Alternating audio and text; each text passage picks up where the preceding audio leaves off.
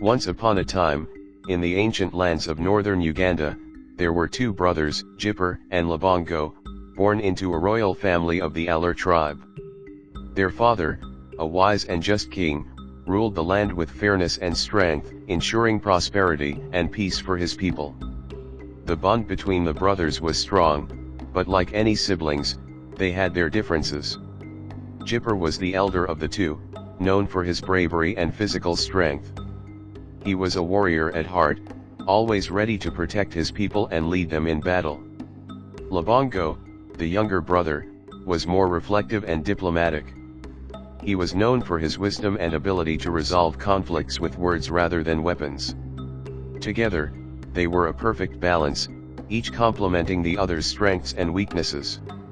One day, their father called them to his side.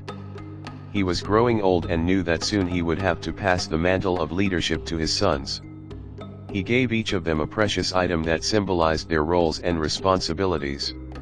To Jipir, he gave a magnificent spear, forged from the finest metals and adorned with intricate designs. This spear was not just a weapon but a symbol of the strength and protection he was expected to provide for the kingdom. To Labongo, he gave a beautiful ivory bracelet, symbolizing his role as the keeper of peace and wisdom. Years passed, and their father's prophecy came true. The king passed away, and the brothers took on their respective roles. Jipir became a mighty warrior and leader of the army, while Labongo served as a wise counselor and diplomat. Their rule brought prosperity to the land, and the people respected and loved them. However, as time went on, their differences began to create tension between them. Jipir, with his warrior spirit, often found Labongo's peaceful approach frustrating. He believed that sometimes force was necessary to maintain order and protect the kingdom. Labongo, on the other hand, felt that Jipir's reliance on strength could lead to unnecessary conflict and bloodshed. One fateful day, a situation arose that would test their bond like never before. A neighboring tribe had been causing trouble along the borders, raiding villages, and stealing livestock. Jipir wanted to lead an army to confront them and put an end to the raids once and for all. Labongo, however, suggested sending envoys to negotiate a peaceful resolution. The brothers argued fiercely, each convinced that their approach was the right one. In the heat of the moment, Jipir grabbed his spear and stormed out of the council, determined to take matters into his own hands. Labongo, deeply troubled, watched his brother leave, knowing that this conflict could tear their kingdom apart.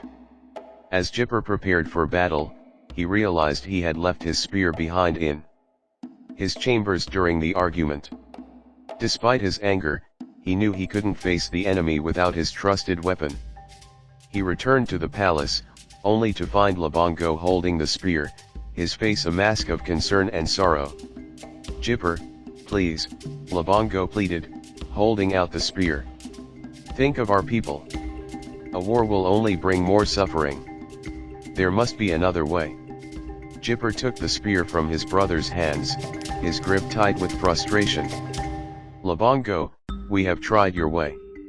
The raids continue, and our people live in fear. Sometimes, to secure peace, we must fight." Labongo's eyes filled with sadness. "If you go to war, you will not only fight our enemies but also risk the lives of our people. I beg you, brother, reconsider." But Jipir's mind was made up. With a final, determined look at Labongo, he left the palace and led his warriors to the borders. The battle was fierce and bloody, but Jipir's forces emerged victorious. The neighboring tribe was subdued, and the raids ceased. However, the victory came at a great cost. Many lives were lost, and the kingdom was left to mourn the fallen. The people, while grateful for the end of the raids, were also saddened by the price they had paid. In the aftermath of the battle, Jipir returned to the palace, weary and burdened by the weight of his actions. He found Labongo waiting for him, the bracelet gleaming softly in the evening light. "Jipir," Labongo said quietly, "we may have won the battle, but we have lost so much. Was it worth it?" Jipir looked at his brother, the pain and regret clear in his eyes.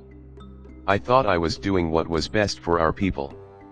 But now, I see the wisdom in your words. Perhaps, I acted too hastily. Labongo placed a hand on Jipir's shoulder. We both want what is best for our kingdom. We must find a way to balance our strengths. Together, we can ensure peace and prosperity. The brothers embraced, their bond renewed by the trials they had faced.